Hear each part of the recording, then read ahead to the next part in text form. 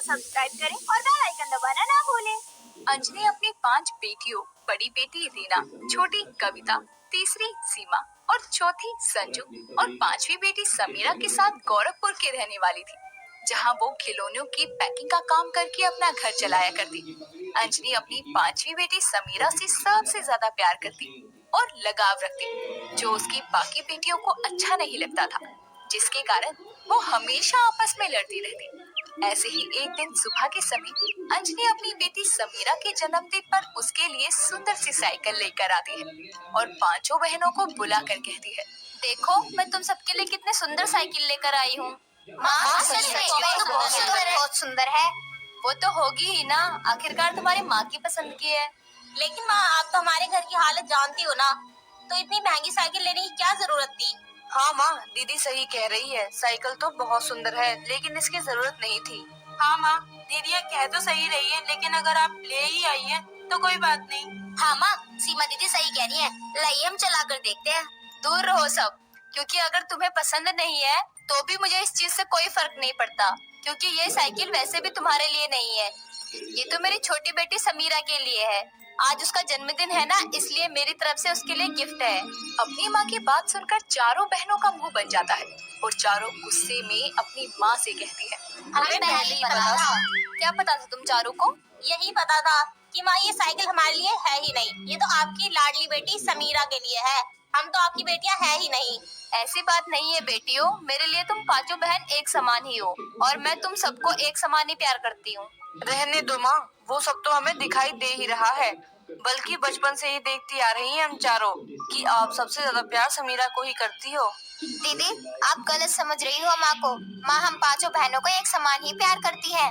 समीरा, तुम तो चुप ही रहो, तुम सबसे छोटी हो, लेकिन फिर भी सारे हक तुम्हें ही मिलते हैं। नहीं दीदी, आप मेरी बात तो सुनो। रहने दो समीरा, हमें कुछ नहीं सुनना है, हमें सब पता है। मुबारक हो तुम्हें तुम्हारी नई साइकिल।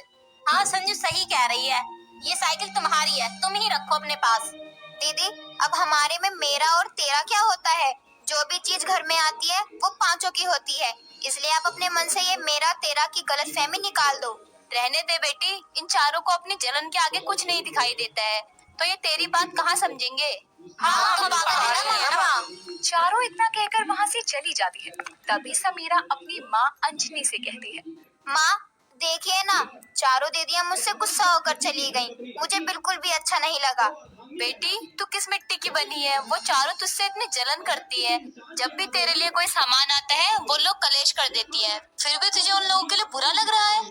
तो क्या हुआ माँ, वो उनका स्वभाव है, लेकिन मैं ये नहीं चाहती कि मेरी वजह से उनको कोई दुख हो। भले ही तू सबसे छोटी हो बेटी, लेकिन समझदारी में तू उन सबसे ज्यादा समझदार है, इसलिए तो मैं तुझे इतना मानती हूँ। ठीक है माँ, मैं उन लोगों को लेकर आती हूँ। समीरा इतना कहकर अपनी चारों बहनों के पास जाती है और उन्हें समझाती है। कुछ समय बाद सभी लोग समीरा के जन्मदिन का केक कटकर उसका बर्थडे मनाते हैं। ऐसे ही कुछ समय बीतता है। तभी एक दिन सुबह के समय समीरा कॉलेज जाने के लिए तैयार होकर नीचे आती है और सब के साथ बैठकर नाश्ता करते हुए कहती है, माँ इसमें पूछने वाली क्या बात है? तेरी साइकिल है, जब मर्जी जहाँ मर्जी वहाँ ले जा। अब मजा आएगा। आज मैं कॉलेज अपने दोस्तों से भी पहले पहुँच जाऊंगी। पहुँचोगी जब तुम साइकिल लेके जा पाओगी। समीरा तुम साइकिल लेकर नहीं जा सकती, मुझे कुछ सामान लेने के लिए जाना है बाहर। तुम जानती हो ना मार्केट कितना दूर है, तो मैं साइकिल लेकर जाऊंगी। ये क्या बात हुई रानी, तुम समीरा के आने के बाद चली जाना। माँ मैं बड़ी हूँ ना, कभी तो मेरा साथ दे दिया करो। हमेशा आप छोटी बेटी के साथ ही रहते हो। तो मैं क्या करूँ, तुम हमेशा बात ही ऐसी करती हो। माँ दीदी सही कह रही है, आज हमें जरूरत है साइकिल की। दीदी के आने के बाद मुझे भी अपनी दोस्त से मिलने जाना है, उसकी तबीयत खराब है। हाँ मुझे भी काम है साइकिल का। आज समीरा को लेकर जाना है, इसलिए आज सबको काम पड़ गया होगा ना साइकिल का। उससे पहले खड़ी थी घर पर, तब किसी को काम नहीं पड़ा। कोई बात नहीं माँ, मैं बस से चली जाऊंगी। अगर दीदियों को काम है तो कोई बात नहीं। देखो माँ, आप हम में तेरा मेरा करते हो, लेकिन हम कभी नहीं करते। ठीक है माँ, मैं चलती हूँ। समीरा इतना कहकर बिना साइकिल लिए ही कॉलेज निकल जाती है। थोड़ी देर बाद अंजलि भी काम के लिए चली जाती है। ऐसे ही और दिन बीतते हैं। तभी एक दिन शाम के समय रानी मार्केट जाने के लिए पूरे घर में साइकिल को ढूंढती है और साइकिल ना मिलने पर वो गुस्से में चिल्लाती है। तभी उसकी आवाज सुनकर कविता और सीमा उसकी दोनों बहनें वहां आती हैं और कहती है, क्या हुआ दीदी? मेरी साइकिल कौन ले गया बिना मुझसे पूछे? दीदी हम तो यही हैं, तो हम कहाँ लेके जाएंगे साइकिल को? वैसे दीदी वो साइकिल सिर्फ आपकी ही नहीं बल्कि हम पांचों बहनों की है।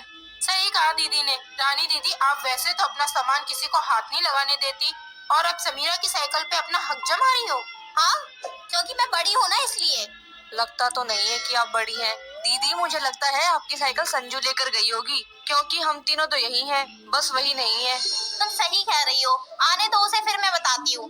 रानी साइकिल ना मिलने पर अपनी बहनों को सुना ही रही थी कि तभी संजू सामने से साइकिल चलाती हुई घर आती है और अपनी बहनों को एक साथ खड़ी देखकर कहती है, क्या बात है, आप लोग मेरा इंतजार कर रही थी क्या? हम तेरा नहीं साइकिल का इंतजार कर रहे थे। माँ ने हम पांचों बहनों को एक ही साइकिल लाकर दी है, तो इंतजार तो करना ही पड़ेगा ना।